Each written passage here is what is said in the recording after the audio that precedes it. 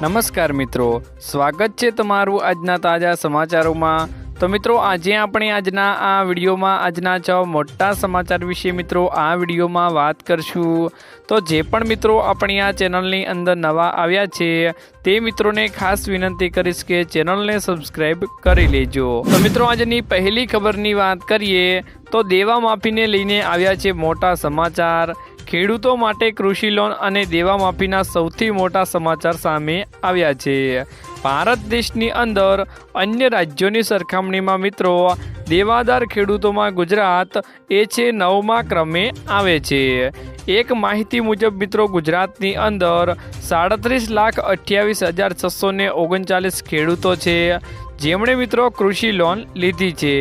તો આ દરેક લોન છે એની રકમ મિત્રો 98,285 કરોડ રૂપિયા થઈ। એટલે કે આખા ગુજરાતની અંદર જેટલા પણ ખેડૂતો છે એની માથે મિત્રો 98,285 કરોડ રૂપિયાનું દેવું છે। લોન મુજબ મિત્રો ગુજરાતના દરેક ખેડૂતોની માથે સરેરાશ મિત્રો 2,63,595 રૂપિયાનું દેવું છે। ખેડૂત ભાઈઓના મિત્રો ચૂંટણી પહેલા 2 લાખ રૂપિયા સુધીના દેવા માફ કરવામાં આવે અને ખેડૂતોને દેવાના ભારમાંથી રાહત આપવામાં આવશે તો જ ખેડૂતો વોટ કરશે। આવી રીતે મિત્રો બધા ખેડૂતો સાથે મળીને આંદોલન કરી અને જાહેરાતો કરી સરકાર સુધી આવો મેસેજ પહોંચાડવામાં આવે તો જ મિત્રો સરકારની આંખ ઉઘડશે અને સરકાર દ્વારા ખેડૂતોને રાહત આપવામાં આવશે।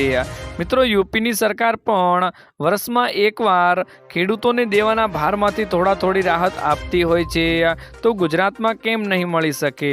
તમે મિત્રો આનાથી સહેમત હો તો કમેન્ટ કરીને તમારો સુઝાવ જણાવજો અને વધુમાં વધુ મિત્રો વિડીયોને શેર જરૂર કરજો। ત્યારબાદના મિત્રો મહત્વના સમાચારની વાત કરીએ તો પેટ્રોલ અને ડીઝલના ભાવ નહીં ઘટે।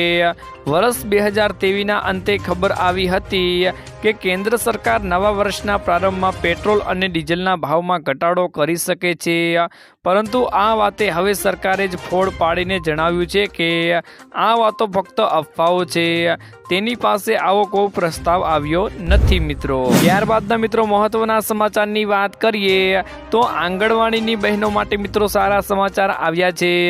આંગણવાડી બહેનો કર્મચારી જ ગણાશે તેઓ સુપ્રીમ કોર્ટે કર્યો છે નિર્ણય। ગુજરાત સરકાર દ્વારા કરવામાં આવેલી પુનઃ વિચારણાની અરજીને કોર્ટે ફગાવી છે। સાથે જ મિત્રો આંગણવાડીની વર્કરને ગ્રેજ્યુએટી પણ મળશે। હવે સરકારે આંગણવાડીની લાખો બહેનોને ગ્રેજ્યુએટી ફરજિયાત ચૂકવવી પડશે મિત્રો।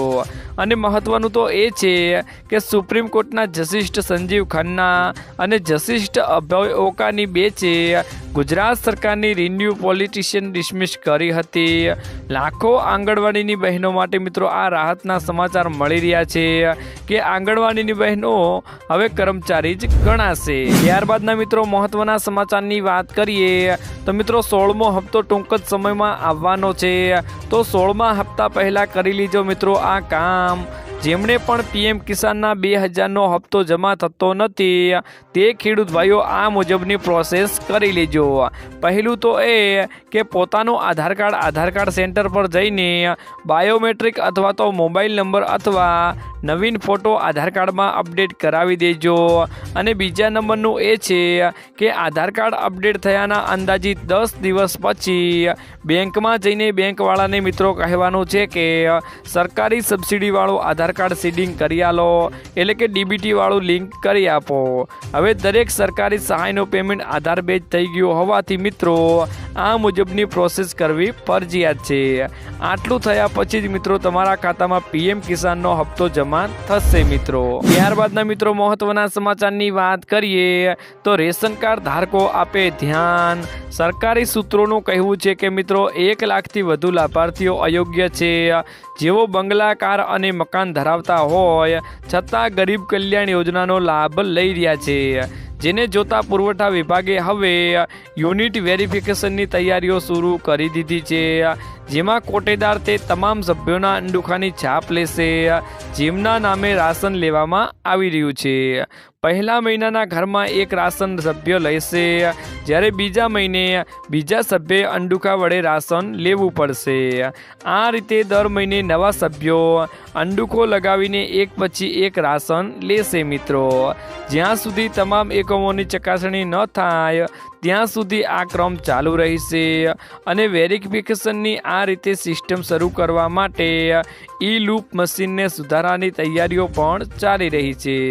જે મિત્રો નવા સભ્યના અંડુકાની છાપ પછી જો મિત્રો રાશન આપવામાં આવશે। તો મિત્રો આજના આ વિડીયોમાં આટલું જ હતું। મળીશું એક નવા વિડીયોની સાથે।